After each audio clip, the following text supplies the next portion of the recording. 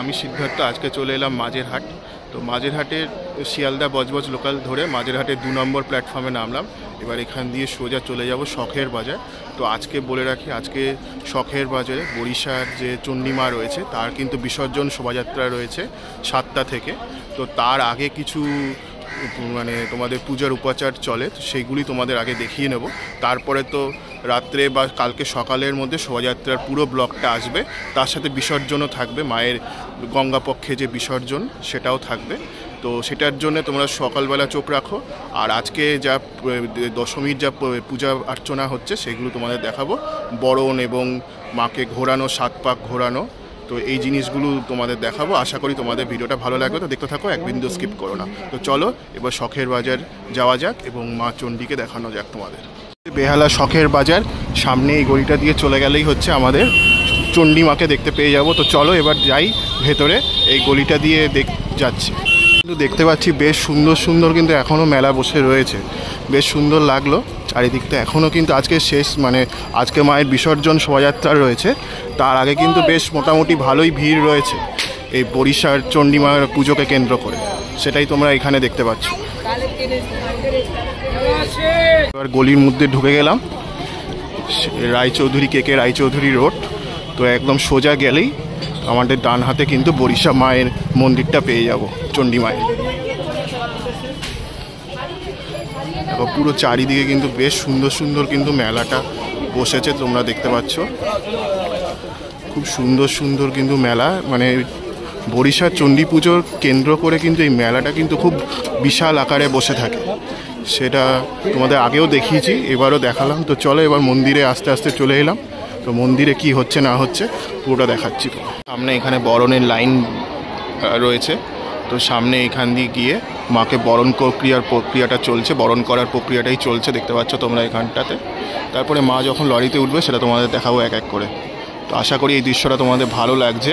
তারপরে তো কালকে সকালে পুরো বর্ণাঢ্য শোভাযাত্রার ভিডিও আসছে, সেটা তোমরা চোখ রেখো। আশা করি তোমাদের পুরো গঙ্গার ঘাট থেকেও মাকে কী করে নিরঞ্জন করা হচ্ছে সেটাও তোমাদের দেখাবো। তার সাথে শোভাযাত্রা দুটো ভিডিওই, মানে দুটো প্রক্রিয়াই তোমাদের দেখাবো একটা ভিডিওর মাধ্যমে। আশা করি তোমাদের ভালো লাগবে, তো দেখতে থাকো। এই ভিডিওটা আগে চলে যাবে, বিকেলবেলার মধ্যে এটা চলে যাবে, তার সাথে মায়ের নিরঞ্জন কী করে হচ্ছে সেটাও দেখবে। আর এখানে দেখো সবাই মাসিরা এসেছেন ঠাকুর বরণ করার জন্য। তো এখানে সমস্ত লাইন রয়েছে।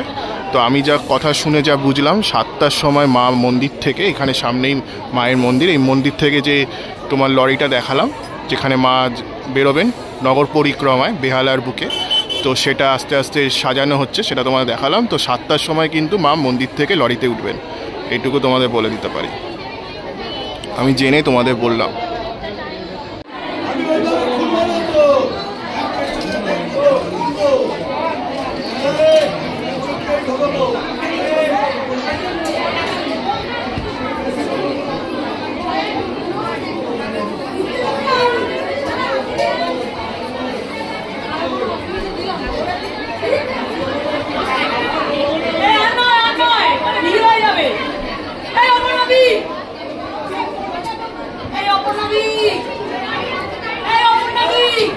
Sama untuk mengelak.